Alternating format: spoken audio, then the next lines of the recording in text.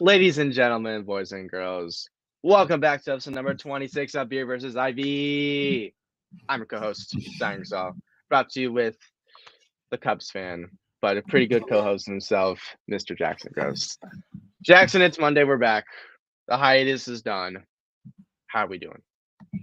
I'm doing pretty good. Part of that hiatus was because you and I got to see the NFL draft and be there and see I guess that 13 happened. of the newest NFL stars potentially come into the league. So shout out to our guys who are also at the Senior Bowl. Shout out Quinyon Mitchell for being that we Shout got to out talk you, to. baby. Shout out to Brian Thomas, some of those other guys. Shout out to Darius Robinson, funniest guy I've ever seen in a long time. So shout out to him. Other than that, I'm doing pretty good. I got to see the Cubs yesterday take their first series of the year against the Milwaukee Brewers at home. Javier Assad shoved on Cinco de Mayo, 6 innings of strong work. Yency Almonte, perfect innings of work. I think he struck out the side in his second inning. And then Daniel Palencia throwing 100-mile-per-hour fastballs and sinkers. Okay. Got up to So 102, if I remember correctly. Like, I think it was that's 101, 102. Yeah, I was stunned. Like I knew he could throw like 98, but I was not expected to see triple digits multiple times from Palencia. So shout out to him. Shout out Nico Horner. Shout out the greatest middle infield in baseball right now. Shout out Dansby Swanson. Um, and shout out Christopher Morel, who drew 3 walks and had an RBI single yesterday. So wow. Didn't know he did do not that. strike out once. So the 500 strikeout season will not be coming this year. But It's for the best. It was great. I went with a friend of mine who's a Brewers fan. So he who lives in Chicago, he's been there multiple times. Every time the Brewers have lost, so I'm a happy man. And he usually Nice. leaves like when they start playing Go Cubs Go. But obviously with me there, we stuck around, and he literally told me that he was in hell. So it was a very very good day all around. Love to see it. Even though the Cubs won, you love to see it. Actually, no, you do love to see it because Brewers lost. Yes, and The Brewers lost. yeah, and I got to see Jake Bauers hit for the Brewers, which is hilarious. So, Shout out Jake Bowers. all right, Not a friend of the channel, but maybe one day he will be. You know, who knows? Who knows? Jake, That's baby. enough about me. That's enough about me. How are you doing, Cy? Good, actually. It's busy. It's a really busy life. Really busy time in my life right now. That's how busy we are. But first off, shout out Caitlin Clark, baby. We're rocking the jersey today. It just came in We stand yesterday. Caitlin Clark on this So channel. we stand Caitlin Clark. She's my goat. So repping that. We're also repping the Tigers hat because their City Connects released today and they're 8 tier. If you haven't seen the video, go watch the video. It's actually kind of entertaining. And shout out Eminem for making an appearance in it. Of course he would. Come on now, it's his city. But I'm doing good. It's finals week here. I've had to do a couple projects. Only one test as a final, which is clutch. And I get to use notes, so it's even more clutch. But went to a concert last night. Saw one of my. I was also in Chicago, ironically, yesterday. Huh. Saw one of my favorite artists that I've been listening to for a long time. Name's the Yacht Club. It's a great show. I was very front row, very center. Like the singer is in front of my face the whole time. It was great. I had a great time. Secured the set list from both the opener and them, so that's pretty cool. I move out this week. Move to my new place, so exciting, a little scary, but ready for the change. But what else do I have? You talked for like 5 minutes. I only talked for a minute. No, I feel like I gotta talk more. There's gotta be more that's happened. There's not really much else that's happened. It's just we're just living life to the fullest. Yeah. Working with the minor league team. I'm big grounds crew up in here. Y'all need somebody to go drag your dirt. Go pack your mounds. I'm your guy. I got you. Oh my gosh. I'm kind of a goat at it. Not really actually. Actually, no, I You're am. a I'm goat in supposed to be a training. goat. That's what we'll I'm a, put it I am at. actually no, exactly that. I am a goat in training. I might not know how to drive a stick shift, stick shift cart that we have, our steamroller, but hey, we're getting there. I know how to do Yeah, a lot of this stuff, and I can help y'all it's out if y'all need help. it's Ma- all part of the maintenance, process. It's all part of the grind. maintaining y'all's fields since 2024. You love this team. Oh my But gosh. Yeah. anyways, transition because we're professional here. Jackson, Yeah. you should tell them about what we're going to talk about today. Yeah. So we are obviously, if unless you've been living under a rock for 6 days, we're in a new month. It is now the month of May, which means a month of Oh, it baseball is. is we it is. Oh It wait, is. my calendar right here says. Also, my calendar says W's. So for everybody that's tuned in, here's a lot of W's for you. It's also May W's. 6th. Yep. Now you know. Um, which means, like I Also, said, month of also base. shout out Snoopy because Snoopy has my apple juice in it. So Mhm. yeah, shout out Snoopy. We are a Continue. peanuts household in my house, so we stand. We stand. Uh, anyway, like I said, month of baseball in the books, which means we have to. It's time to pause before May really gets going. Take a Mm-hmm. pause, look back at basically the Cheer first up. month and first month and a half of the season, if you want to count like the last week of March or so, and let's see where kind of everyone sits at in the standings right now, and kind of take a look back and see, wait, what just happened? So we're gonna go ahead and start in the American League, and I'll go ahead and get things rolling with my most surprising team.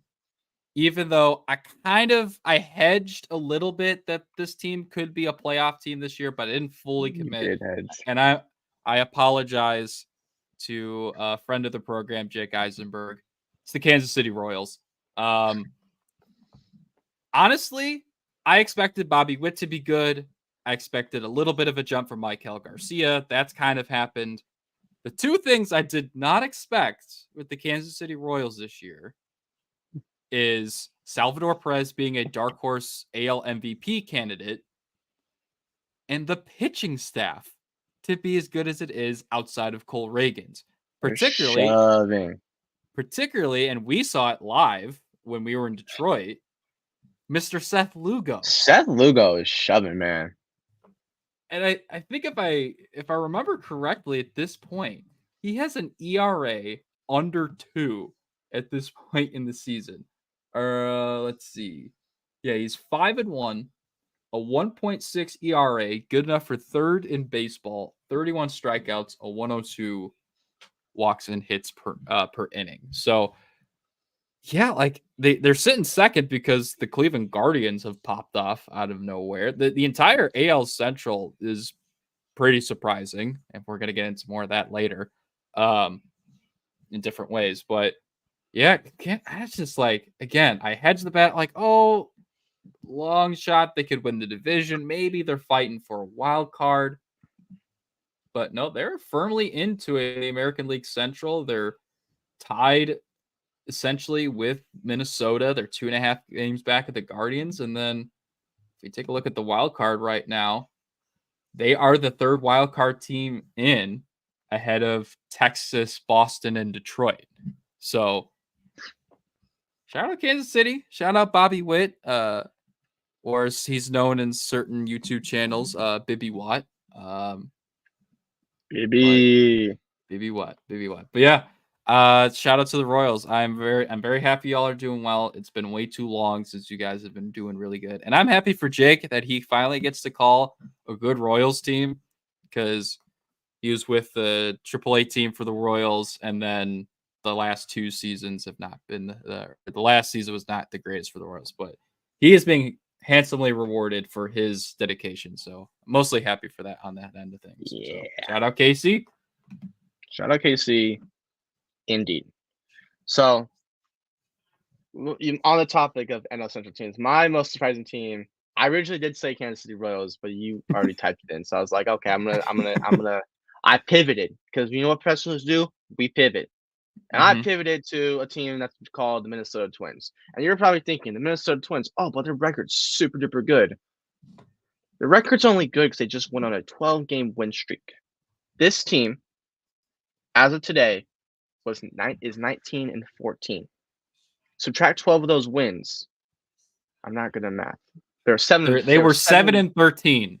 Yes, because they did just lose yesterday, 2-9 against the Red Sox. Shout out Red Sox. You guys aren't bottom feeders. Insane. But the Twins, they have been rolling. And this is with injuries. This is with a team that's not per se the healthiest. Pablo Lopez is still him. He is absolutely shoving. His ERA right now is actually it's a little iffy. He's only 3-2 with a 4.3 ERA and 37 innings pitched, but the WHIP is 1.04. Strikeouts are already at 45. Chris Paddock, Joe Ryan, Simeon Woods Richardson finally got the call up and is in this rotation. Like those arms are holding steady, which is one of their was their biggest problem coming into this year is what is that pitching staff going to do? They're consistent. Johan Duran is anchoring that bullpen, which is filth. And can we say he has surpassed Edwin Diaz for intros for closers? Oh, 1,000%. What he's doing is insane.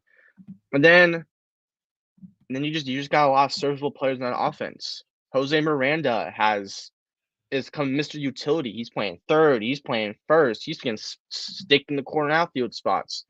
Alex Kirilloff, dog. Max Kepler remembered how to hit and is just casually. Let's see, what is Max Kepler doing? Casually hitting 293 from the left side. Only 2 home runs, but he just came back from an injury, if I remember correctly. Yes. Kyle Farmer has been having to hit fourth in this line because of injuries. Not doing great, only hitting 148, but his veteran leadership and utility, and again, he's another utility man that this team has. It's super good. Correa just came back from an injury, but just shout out to the Minnesota Twins because I really was not expecting them to be great because beginning of the year they started out 7-13. I'm like, well, they're not doing good. The Tigers are doing good. The Royals are doing good. The Guardians are the Guardians. What are they going to do? They're supposed to be the favorites. And now, 112-game win streak later, they're second place again, which makes 4/5 of the NL Central very entertaining to watch, and 1/5 of the NL Central being the Chicago White Sox. Yeah. Yeah, I've been on for those who have been around since basically I've been around with TDT. I jumped on the Minnesota Twins bandwagon a couple seasons ago, and when they had Sonny Gray and Joe Ryan during that 2022 season. So happy to see them turn around. I was, like you, very concerned when they started 7-13, but they've done a really good job rebounding ever since. So again, good on the Twins. I'm excited to see the AL Central is going to be one of the most competitive divisions this year. Literally, like you said, 1 through 4, I could see all of them winning the division this year. Yeah. And you could probably have all 3 make a wild card, but that'll yet to be determined. I know we started positive, but we do have to look at the negative side of things with the American League. And for me, the biggest disappointing team from the American League this year is a team that made the ALCS last year in the Houston Astros. Yeah. Good lordy, what happened to the Astros pitching? Used to be one of their strengths. They're tied for last with the LA Angels, which being last and not even being like, oh, we're tied with the A's. We expected the A's. You're behind the Oakland A's. Or what? 17-18, 17-17? Yeah, 17-18. Which the A's are only 2.5 games out of first place, by the way. So just for context for how the American League West is going. You are 4.5 games back of Oakland. A team that's going to be playing in a minor league stadium for the next 2 to 3 years before moving to Vegas. What is going on, Astros? Like, the hitting, Altuve's still doing his thing. He's hitting 343. Kyle Tucker's got 9 home runs and 23 RBIs. Like the offense is still doing their part, but you take a look, and I feel like the last time we were on, we were talking about the Astros issues Mm-hmm. mainly being in the bullpen. If you take a look at it, let's see. Hunter Brown, 8.89 ERA in 7 starts. Spencer Arrighetti, 8.27. JP France, 7.46. Josh Hader, 6.23. Or excuse me, 6.14. Ryan Presley, 5.27. Brian Abreu's rebounded a little bit to 4.32, but Mm-hmm. I forgot who the Astros played yesterday. But Framber Valdez, I think it was the Mariners, he got lit up for 5 runs early in that game. And it's like, you need something. Like, I know there's a lot of issues with pitching and a lot of injuries right now, but the Astros has just been awful to start the year. O- And Outside of Ronel Blanco, Justin Verlander, that's he's made 3 that's starts and he's got a 2.08 ERA. staff ain't So pretty right now though. yeah, outside of those two, it's been rough. So they got to figure something out. Maybe they make a trade for a starter. It could be the Marlins because who knows what's going on there. We'll get into that later. But the I expected maybe a little bit of a drop off, but not tied for last place with a Mike Troutless Angels team. Both with a record of 12-22. Yeah, which Can't you yeah, what which what? quick side Hello, note. Houston. Houston, hello. What? Okay. Yeah, a quick side note. Fuck Stephen A. Smith for calling out Mike Trout and saying that the injury was karma for staying with them. Quick side note. I just want to get that out of the way. Good side note, actually.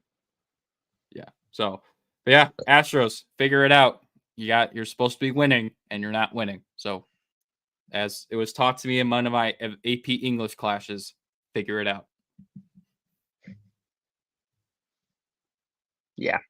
No, exactly that. Actually, they're they're too good to not figure it out.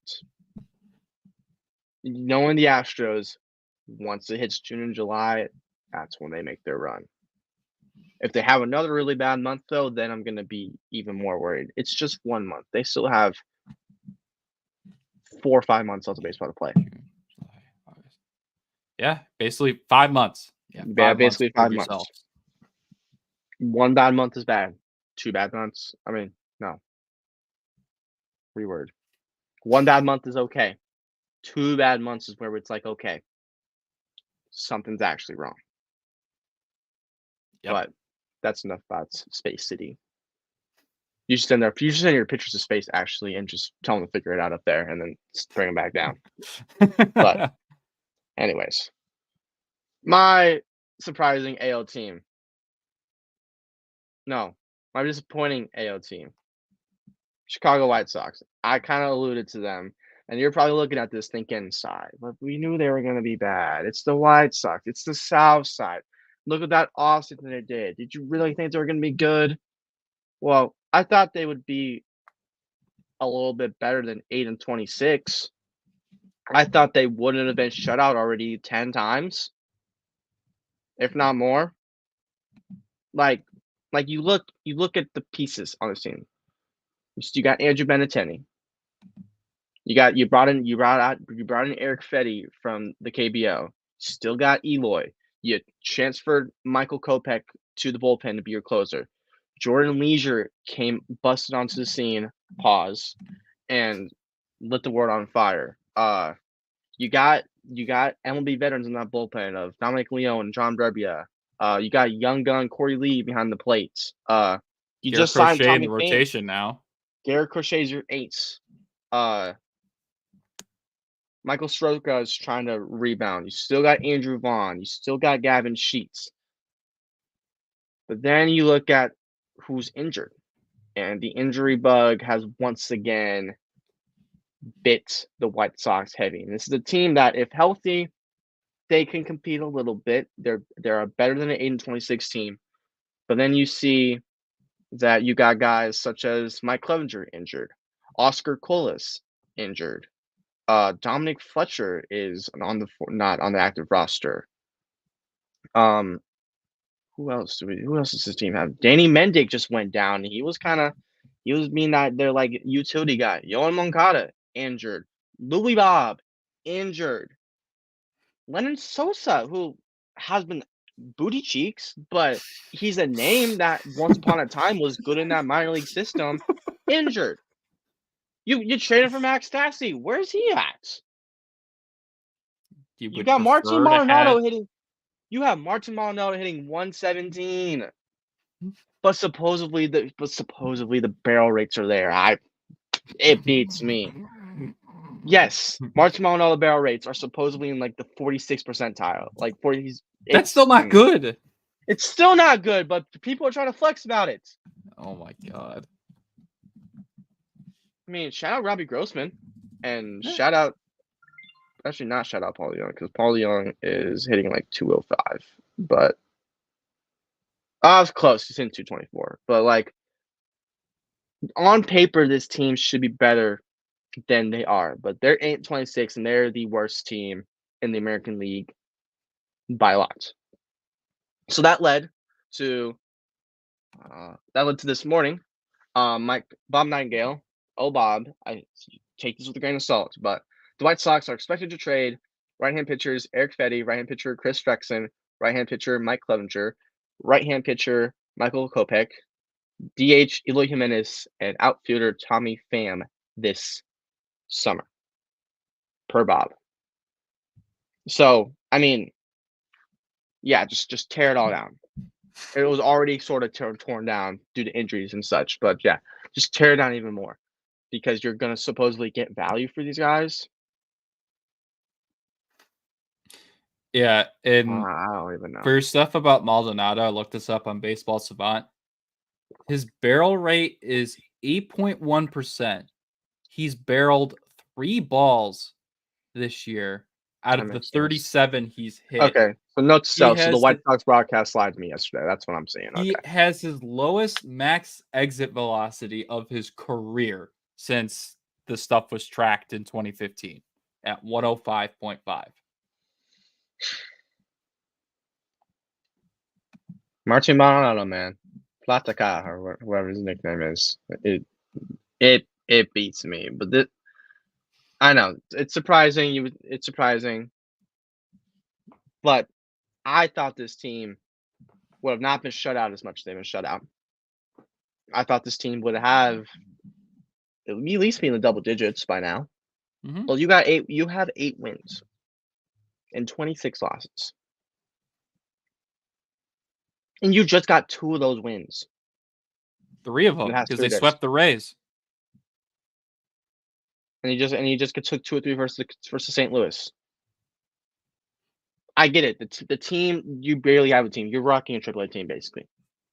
No Louis Bob is really just it's affecting you greatly.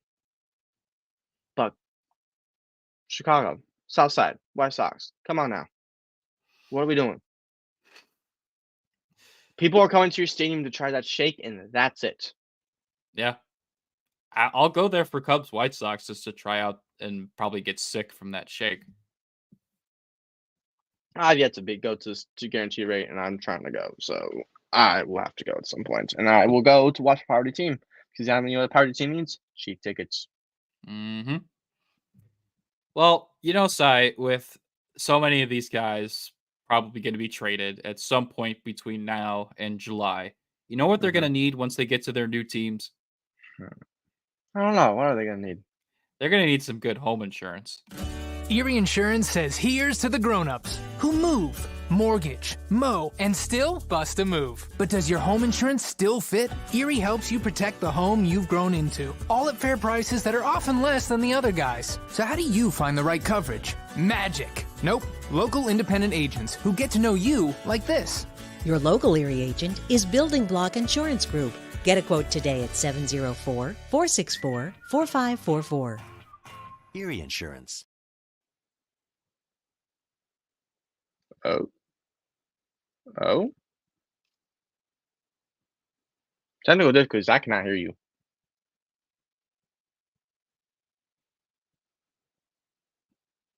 Well, guys, he broke his stuff. But anyways, shout out Jeffrey Chutney. If you need home insurance, y'all know who to call. Y'all know who to email. and tell him that TNT Media sent you, and tell him that Jackson is better than him at Call of Duty and MLB The Show because we play them all around here. But I'm just gonna keep talking while Jackson fixes stuff. So if you're living under a rock, you know that a pretty big trade just went down.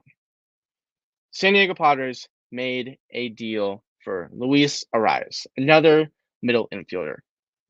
So Marlins suck. Point blank period. There's no other way to put it.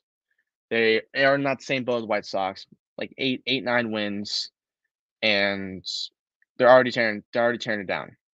Luis Arraez is let me pull up his stats, but for those who don't know what Luis Arraez did last year, Luis Arraez batting crown hit 360 to 370. You're good, Jackson. He's him. Like no other way to put it. Luis Arraez was him last year. This year has been a little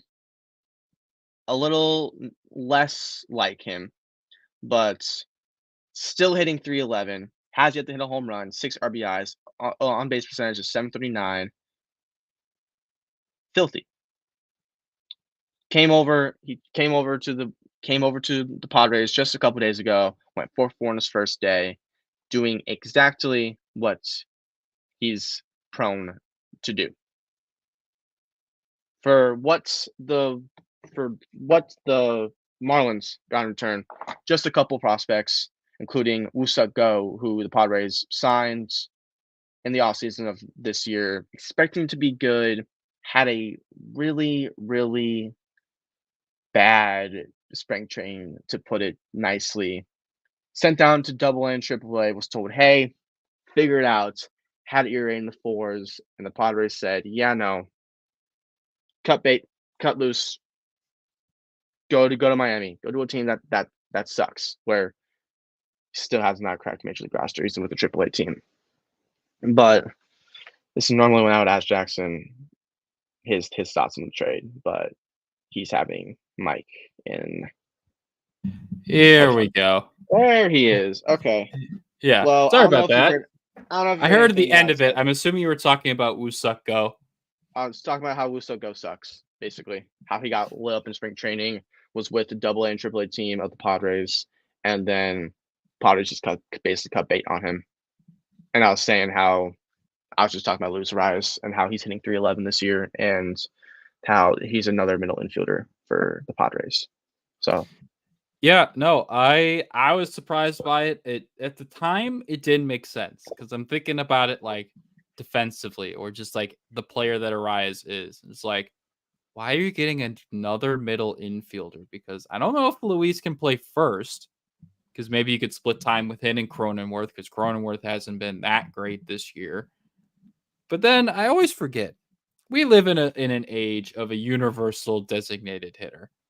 Mm-hmm. And so that's essentially what they traded for Luis Arraez to be. Instead of being like the power hitting like a David Ortiz or Manny Ramirez or something like that, Salvador Perez from time to time, they have decided we want to go contact hitter, which for a lineup that is usually predicated on getting the ball up in the air and hitting tanks or getting big like extra base hits, getting a guy like Luis Arraez who can, as a contact hitter, will get you singles to get you an occasional double. That's the type of hitter they need. They just need someone who can consistently get on base and just be that guy at the top of their order, because they have the middle of the order guys to do it. They got Tatis, they got Machado, they got Bogarts. Took me a second to remember Xander Bogaerts was on the Padres. They have the guys there who can be the meat of that order, but having a guy like Luis Arraez, he's like the appetizer. He's the he's the maitre d' of the 5-star restaurant that is the middle of the Padres order, and that's exactly what they needed, because they were basically just throwing food at the wall last year. They had no one to bring them to the tables. So yeah. Something I am going to note about this is Luis Arraez is another middle infielder. They got Cronenworth at first, who really is a middle infielder. Luis Arraez can play first, which is notable to when he does go play the field. He's playing first or second. Ha-Seong Kim and Bogarts are flipping between second and third. Normally, it's Manny Machado at third base. However, Manny Machado has only played 6 games at third so far. He's been the primary DH. Tyler Wade has been the third baseman.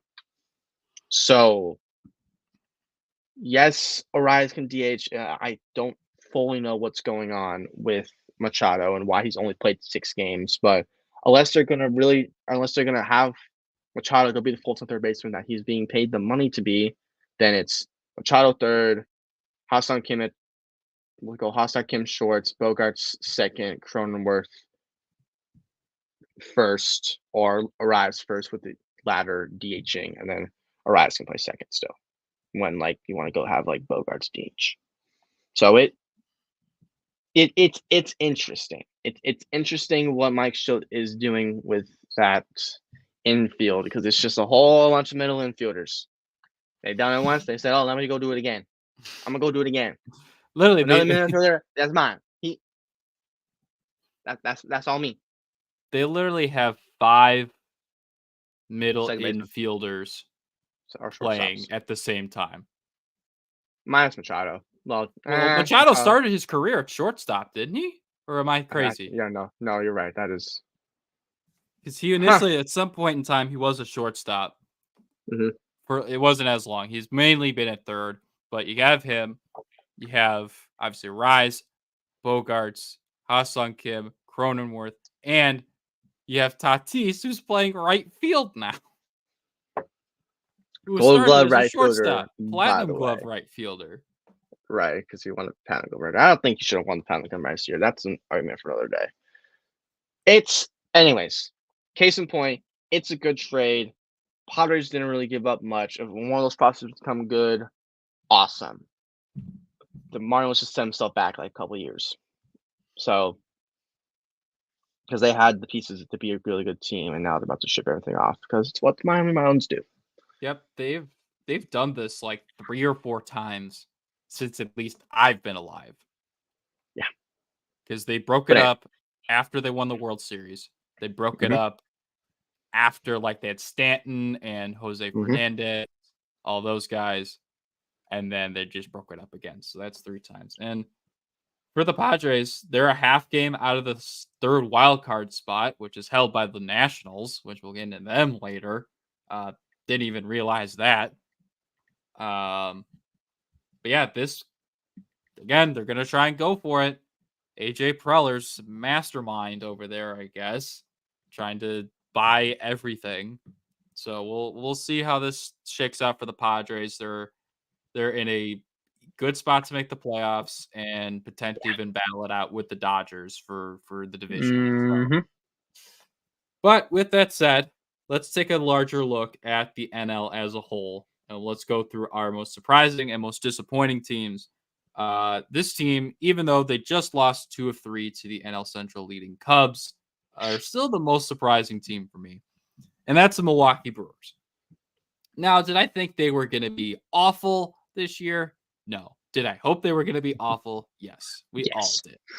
Everybody, their mama wanted them to be awful, and they're not. Yeah, but they have done the complete opposite of both of those things and are duking it out with the Cubs for first in the NL Central right now. Freddie Peralta has been very good. The bullpen is just as good as ever without Devin Williams. The offense is finally starting to click a little bit, even though it got shut down yesterday. Christian Yelich has been raking again. Hopefully he can, for their sake, continue to do that once he comes back. Yeah, I was surprised. When we heard Devin Williams out 2 to 3 months, Brandon Woodruff most likely out the entire season. You traded away Corbin Burns, but you take a look at it. William Contreras is probably still one of the most underrated players in baseball. Probably not going to win a Gold Glove at some point, but he's turned into a very serviceable catcher for Milwaukee. And just here's his stats through 33 games this year.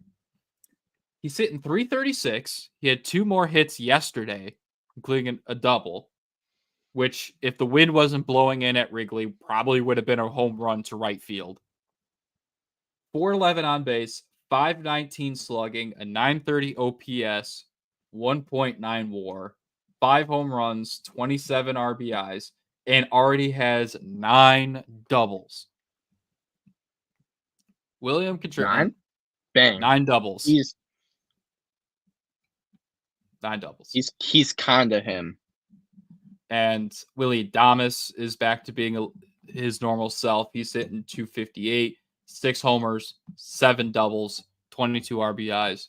So, and a lot of the young guys are starting to step up. Bryce Terang, Jackson Chourio, Blake Perkins. God, I freaking hate Blake Perkins, you little bitch.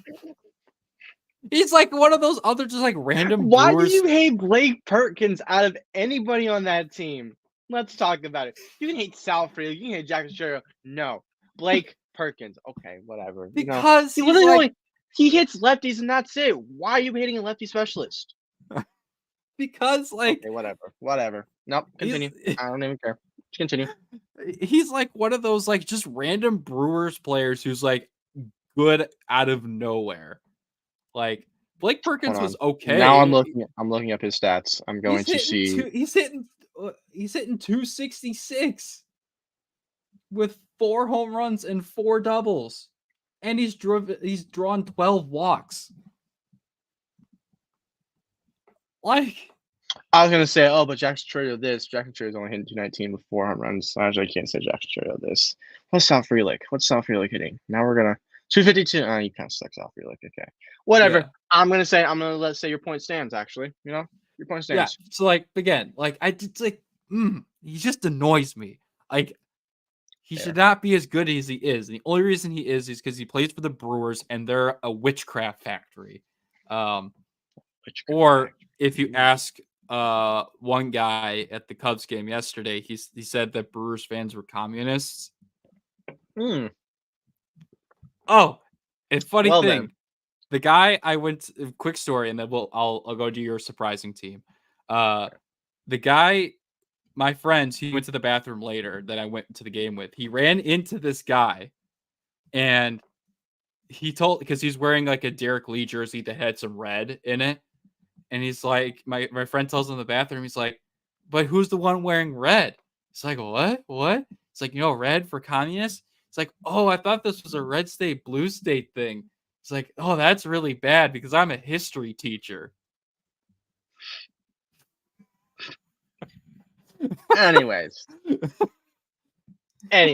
that's enough about the Brewers. The Brewers are communists. You heard it here first. I guess. I guess this is the propaganda we're spreading now. That Brewers are. Yep. All right. Cool. Washington Nationals. Let's go to. Hey, I saw that. All right. Sorry. Let's go to the nation's capital. You know why? This is a great transition. We're talking about communism to now we're talking about the nation's capital team. All right, Washington Nationals. Man, should have been a bother feeder team, but they're 17-70. They're 500. This team is doing better than the Houston Astros. By the way, this team is doing better than the New York Mets. The St. Louis Cardinals. I don't have a mic, so I can't do that. But yeah, they are actually. So Cubs legend Trevor Williams. Shout out to him for his getting PCA. 3-0 record with a 2.27 ERA. Casually shoving. CJ Abrams has shown that the Juan Soto trade has actually paid off for the Nationals big time. He's CJ, man, 283, 7 home runs, 19 RBIs, 8 stolen bases, Gold Glove caliber defense, 915 OPS. Filthy. Kyle Finnegan as the closer, just a 1.88 ERA, nothing much.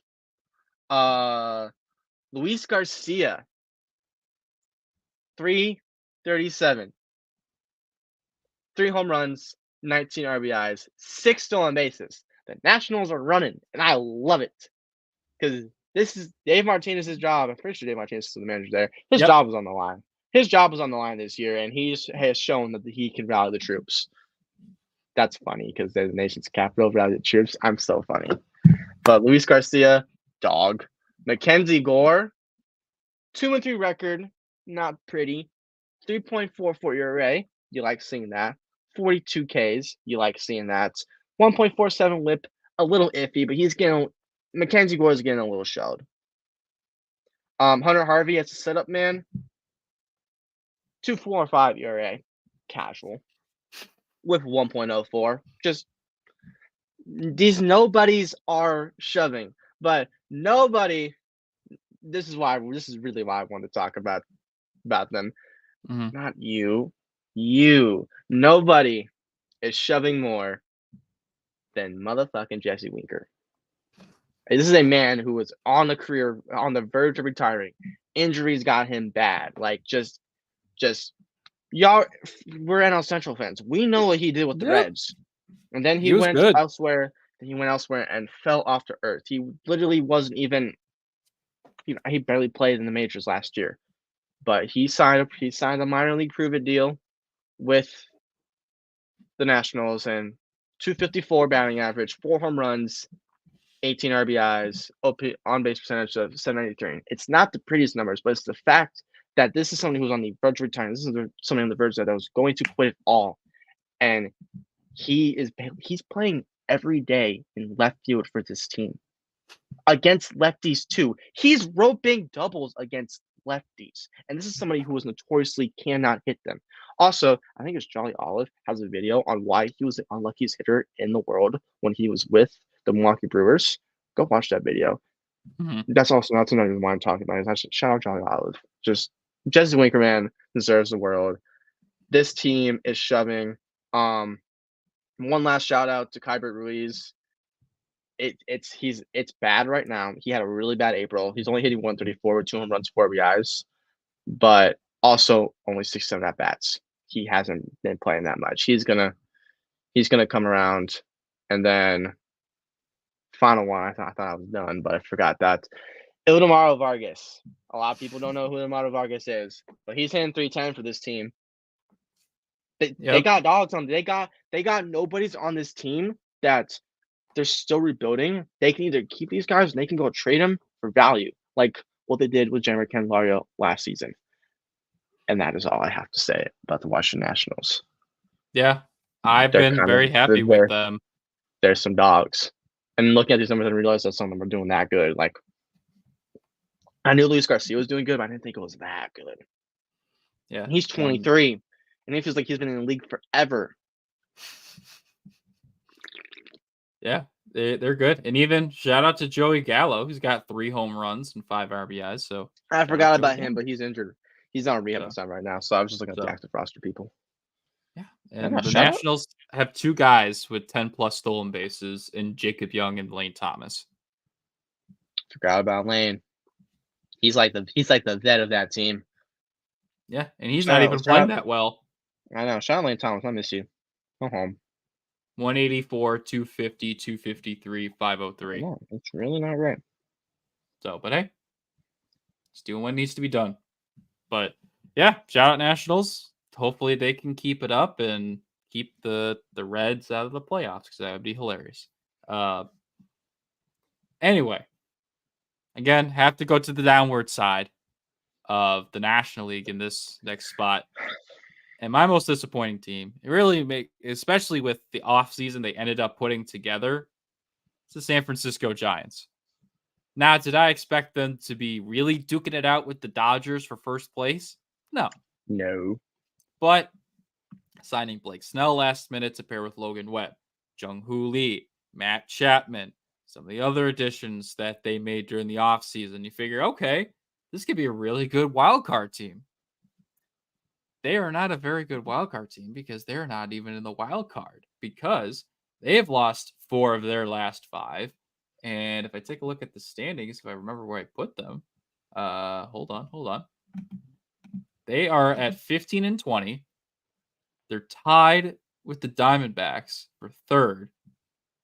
They have a -36 run differential, which is only better than the Marlins and the Rockies in the National League. Yeah. And only better than Tampa, Toronto, Chicago, and the Angels in the American League. Like, that's shocking to me that they have been that bad. So let's take a look. What's been going on? What's the problem? Oh, yeah. Their leading hitter for average is Michael Conforto at 258. That's not good. Jorge Soler. He's got 5 bombs. But he's hitting 202. Jung-Hoo Lee's hitting 244. Matt Chapman's hitting 215. You are starting Nick Ahmed at shortstop in 2024. Yeah. He's hitting 235. Wilmer Flores, 222. I don't know why it's not him yet, but Patrick Bailey, I guess he hasn't played enough games yet. Patrick Bailey's doing good. He's hitting 278. Montley Jr., when he plays, he's hitting pretty well. But again, for your qualifying leadoff or lead hitter is hitting 258, you got some problems. And then you take a look at the starting rotation. Jordan Hicks has actually been a dog out of the start. He's Don't get me started on Jordan Hicks. Don't get me started on Jordan Hicks. 1.89 ERA. Camilo Doval's got 6 saves. Yeah. Logan Webb's got a 3.50 ERA. Kyle Harrison, the rookie, he's got a 3.79. It's like, what's the problem with the pitching? Oh, yeah, Blake Snell, 3 starts, 15 earned runs in 11 2/3 innings for an 11.57 ERA. And he's on the injured list right now, too. Yep. And you take a look, it's just some of the, like, the relievers in general, just in terms of games played. Eric Miller, 5.06 ERA. 5.27 ERA for Landon Rupp. And some of the other guys they've tried to bring in, Mitch White, who's probably not even there anymore. It's got 11.81 ERA. Kai-Wang Teng, 9.82. Dalton Jeffries has given up 9 earned runs in 4 2/3 innings out of the pen. Yep. I figured they would have figured out the pitching. Their bullpen is bad. It is really bad. Outside of Duvall and the Rogers twins, they don't got. And there's one other guy in that bullpen that's decent, but like they're nobodies. Ryan Walker's been pretty good. That's who I was trying to think of. Ryan Walker's been filthy. He could strike me on any day of the week.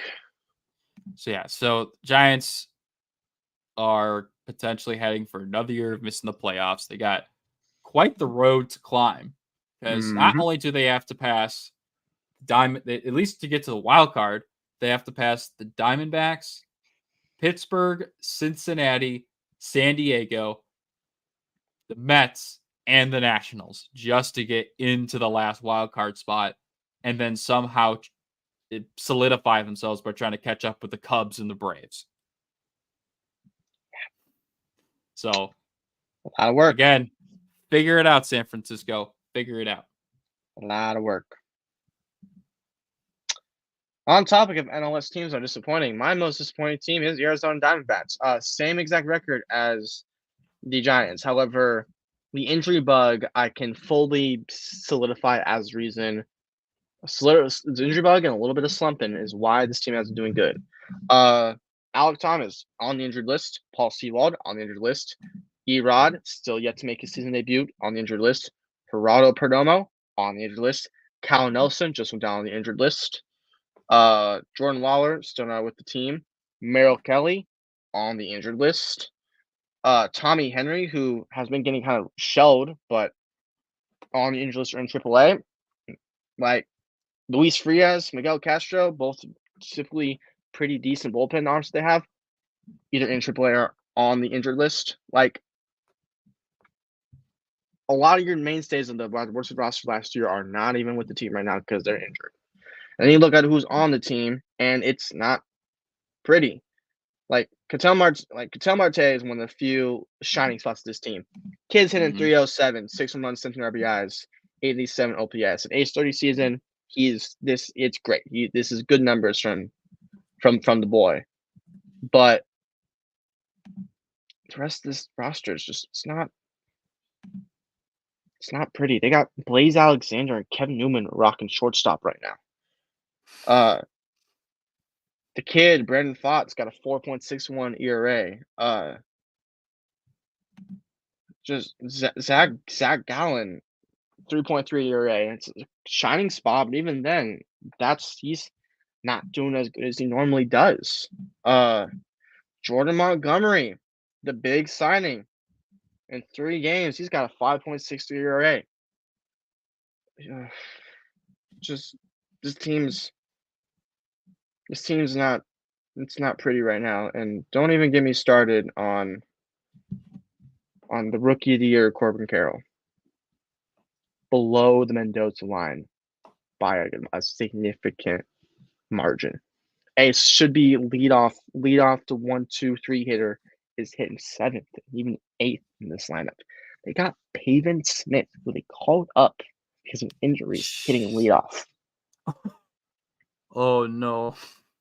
Yes, oh no, indeed. Oh no. I mean, and then another addition, Eugenio Suarez. I mean, 222 batting average, only 2 home runs, 19 RBIs, not pretty.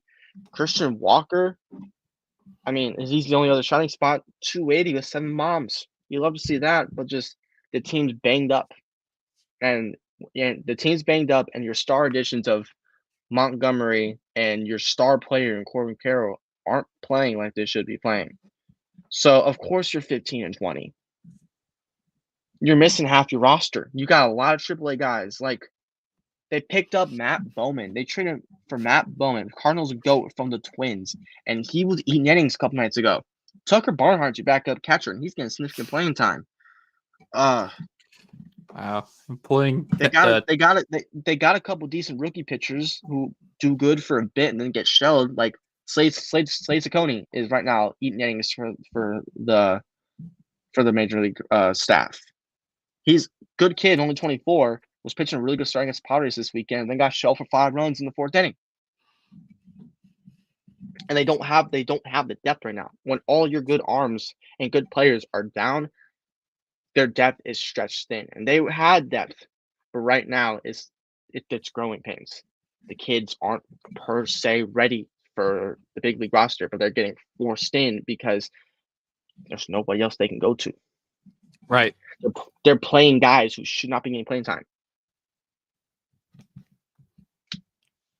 Yeah, it will get better. It's only like I kind of put them in like where I put the Astros. Like they will get better.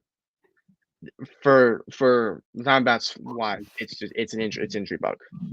Once they guys get healthy, once Corbin Carroll gets back on his train, once Gino starts hitting some more taters, they're gonna be fine. Oh, and shout out Lourdes and Gabby Moreno. They're still being solid.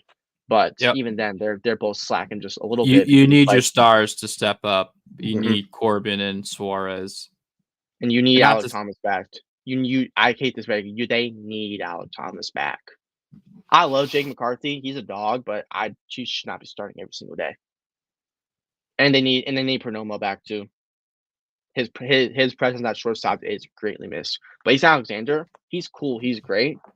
But I like him more as DH than that short because he's low-key been DHing a little bit with him and Jock. So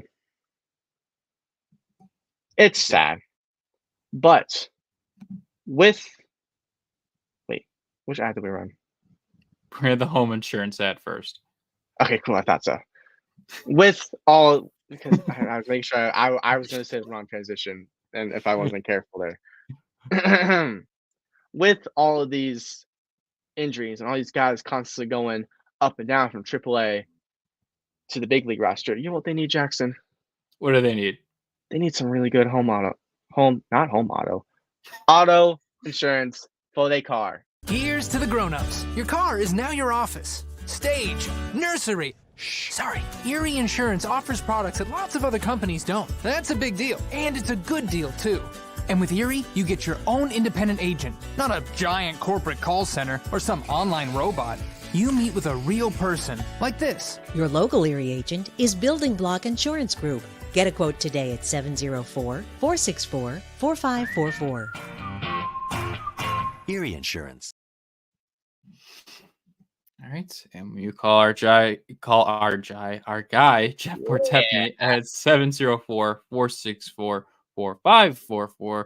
Let him know that Beer versus Ivy and Third Down Thursday sent you, and that, let's see, who is someone random I could name that, what's a good name? That, Javier Assad could run faster than him. I'll go with that.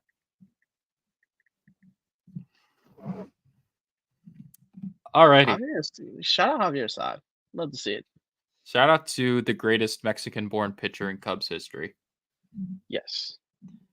Speaking, I was gonna say, right. speaking of the Cubs, we're gonna make this quick, but we're each gonna give a quick State of the Union little update on our teams, and we're gonna wrap up. So, take it away, Cubs fan. Alrighty, talking about the ESPN has them second, but they're first place in my heart. We have the Chicago Cubs batting it out with the Milwaukee Brewers. Like I said earlier, for first place in the NL Central, they have a record of 21-14. The Brewers, I believe, are 20. What is their record again? They're 20-13. So one less win, but one less loss. Higher winning percentage. Blah blah blah blah blah. The Cubs have been through it already this year. They've had a crap ton of injuries to some of their most important players. Justin Steele has been out since opening week. They were without Jamison Tyone until they traveled to the desert. Julian Merriweather's on the 60-day IL. Seiya Suzuki is out with an oblique injury. Cody Bellinger hurt his ribs running into the ivy and the brick at Wrigley. And yet this team is still first place in the NL Central with all of that considered. And the big reason why is some guys that most casual fans who are not in the city of Chicago or diehard NL Central fans would know about. Obviously, I talked about Javier Assad. I don't want to say easily, been one of the best starters, not just for the Cubs, but in all of baseball this year. He's got 7 starts this year. 2 of them are quality. He's 3-0. He's pitched 38 innings. He's got an ERA of 1.66 already. He's been fantastic. And then the guy most people thought would be like the 3rd or 4th guy in the rotation is basically taken over as the ace, and that's Shota Imanaga, who won Rookie of the Month for April because I'm not gonna lie. Okay, I hate that I'm interrupting you. I like Shota. I hate that I'm saying it. But I love his aura. His aura fits. Oh yeah, it fits Chicago so well. Oh, and he's so funny. He's like, oh yeah, I recognize that the hotel was from the Spider-Man movie. He's just happy to be here. He's just happy to be here. Oh my god. He might be my new favorite Cub. Jose Claus can take a backseat. It's still GOAT. He can be your favorite AAA Cub. How's that sound? Yes. Shota can take the cake for now because he's my favorite KBO player. Fuck you, Shohei Ohtani. And I stand on that. Shota casually 4 quality starts in his 6 starts this year, 5-0. 0.78 ERA, the best in baseball. He's given up 3 earned runs in 34 innings of work. And then even shout out to some of the guys who stepped up. Ben Brown stepped up. He got shelled in his last couple of starts, but he's been okay. Hayden Wesneski, who I gave up on, shoved in a game against the Diamondbacks earlier in the year. He threw 6 scoreless innings against the Brewers, even though they lost because the bullpen has been an issue. He's been really good.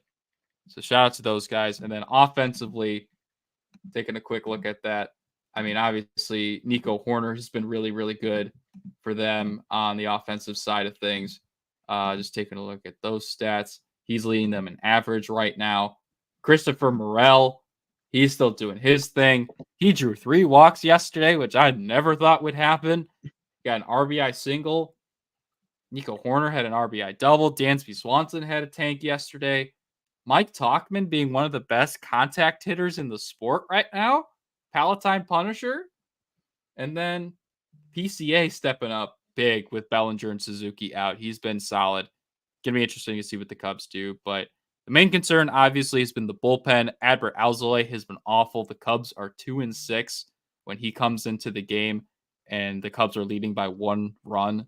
So, got to figure the bullpen out. Maybe they make a trade for Tanner Scott. There's already some rumblings that the Cubs and Marlins could be in contact with each other about a potential trade for a pitcher. Personally, I would go with Tanner Scott directly to the bullpen.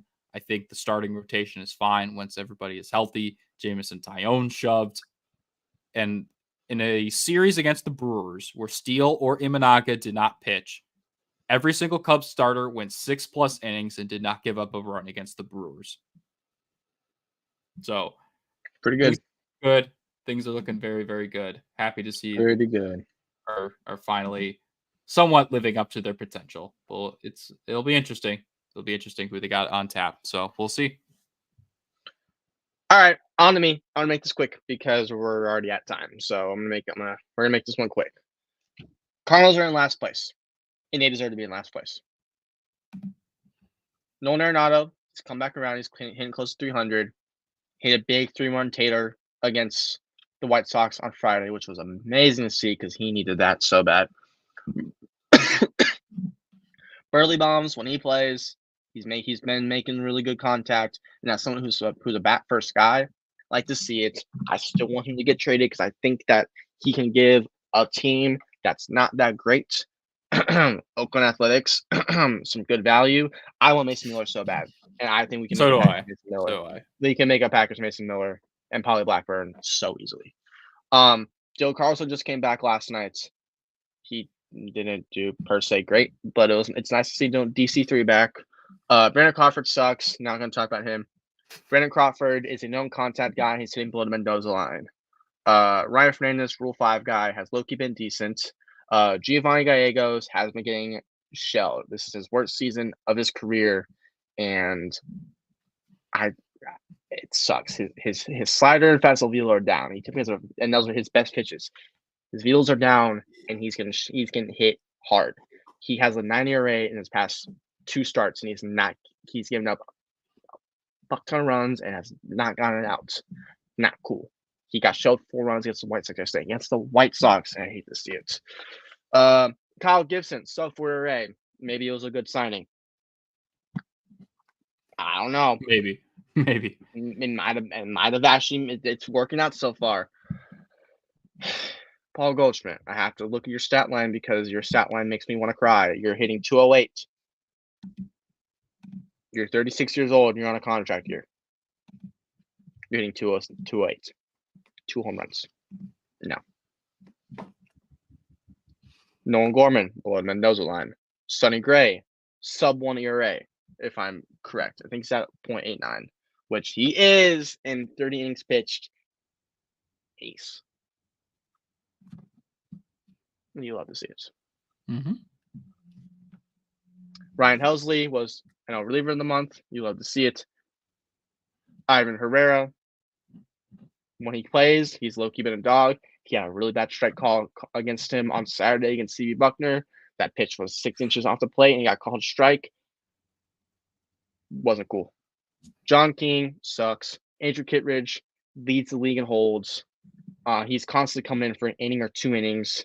0.64 ERA in 14 innings pitched, 15 Ks, whip of sub 1. It's filthy. I love having picked up Kittredge because I knew this is what he would do if he's healthy. Our 3-headed bullpen monster is insane. Kyle Lee is only up because Steven Matz is on the IL. Great. Libby had a start yesterday and honestly did fine, but he's been sub 3 ERA in the bullpen, which is awesome to see. Lance Lynn got a little beat up on Saturday when he pitched, but Lance Lynn still got a 3.2 ERA. That was his first bad start yesterday. He's doing what he needs to be doing. Miles sucks. Not even going to talk about him. Lars Nootbaar below the Mendoza line. Joe Romero is a beast. Michael Ciani, lethal glove, can't really hit, but as like the fourth out, he's now can actually be the fourth outfielder for now because Dylan Carlson came back. When Tommy Edman comes back, I'm full expecting either him to go down or Brendan Crawford to get DFA'd. It beats me. And then Mason Wynn. Everybody said Mason Wynn can't hit. He's got 266 batting average, and he only has 94 at bats because Ollie Marmol is way too cautious with the kid. He's 22 years old, and he's way too cautious with not starting here every single day. But still, you have to hit a home run. But he's not a power guy. But 5 stolen bags, he's a Gold Glove caliber defense, best arm in the league. I'm adding you, Justin Turner, because you're his biggest hater. Yeah. Not pretty, but then you look at who's injured. Matt Carpenter's about to come back, so it'll be interesting to see who goes down. Tommy Edman's still on the injured list. Steven Matz just went down, so it's gonna be interesting who gets called up for his start on Tuesday against the Mets, which I think is going to be either Gordon Graceffo or Sam Roberts, who either or are going to be exciting to see because it'll be their major league debut for both of them. Keenan Middleton's about to start throwing again, which is awesome to see because when he gets back, he's going to make this bullpen even great because our bullpen is what's actually been decent for the most part. Our 3-headed monster is the best 3-headed monster in the NL. I can say that confidently because all their ERAs are sub. All their ERAs are sub 2. And Libby's been really filthy too. Ryan Fernandez has been also a beast, Rule 5 pick. Right now, the really only weak part of our bullpen is our third lefty is weak, and Gio's getting shelled. But Riley O'Brien, who's really good, he's been injured since opening week. Andre Puente finally got sent down, which makes me so happy. Victor Scott is down in AAA. He might come back up at some points, but he needed to be down there. Zach Thompson is getting worked out as a starter down in AAA, which needed to happen. But the biggest thing is Jordan Walker is with the AAA team right now. Right. Air Walker himself. Because Turner Ward, our hitting coach, has messed up our whole lineup. Why? Because tell me why half of our lineup is hitting below the Mendoza line. Nootbaar, Donovan, Gorman, Goldschmidt, all hitting significantly below the Mendoza line. All are known. Well, Gorman's a known power hitter, but Gorman. He can at least hit like 240. Yes, he can hit the 240s. He's not hitting that. Nootbaar and Donovan are guys who are consistently 260s or above. Goldschmidt was just an MVP 2 years ago. Our hitting coach has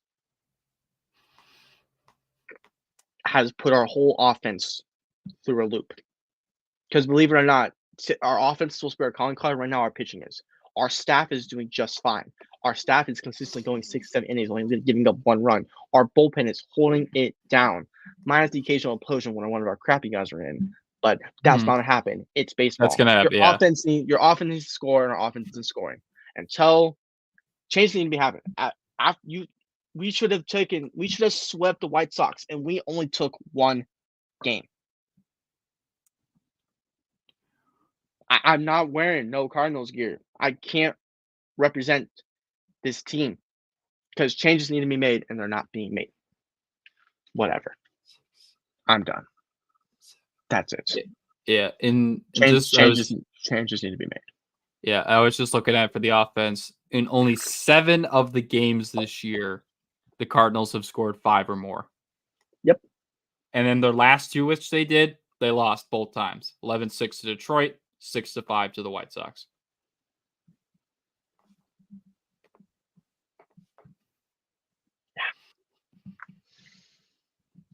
Hashtag not good. It's not good at all. And it's going to be really interesting to see if changes get made this week. Because changes, everybody's just like, oh, changes should happen. It's not should no more. It needs to happen. But I'm done. It does not matter what I say. I just have to sit back and observe. and we're at time. So Yep. So let's. you know what doesn't change? What's that? You know what stays consistent? What's that? Craig Council.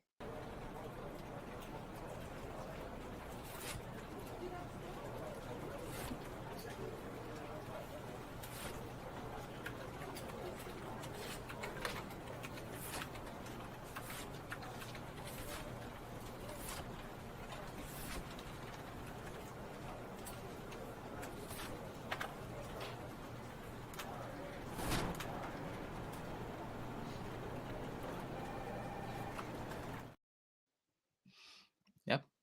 Craig Council at the top of the NL Central, something that never changes. Yeah, that's okay. Alrighty, that's gonna do it for us here on this fine Monday afternoon. Thank you for everyone who tuned in.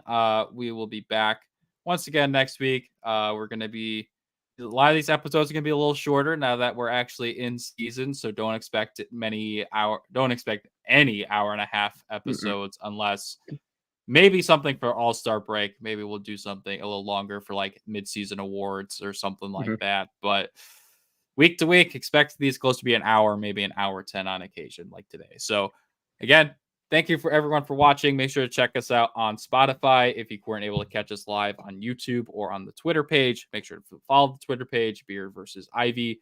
Make sure to follow our socials. They're pinned right there next to our names, our lovely, lovely pictures right there. So follow us there. And yeah, follow our Instagram as well. We'll try and shout out Caitlin Clark. shout out Sorry, Caitlin Clark. And let's God. see, is there a non-baseball shout out I want to make? Shout out for the Toronto Maple Leafs choking again and letting us laugh. So Sorry, Chris.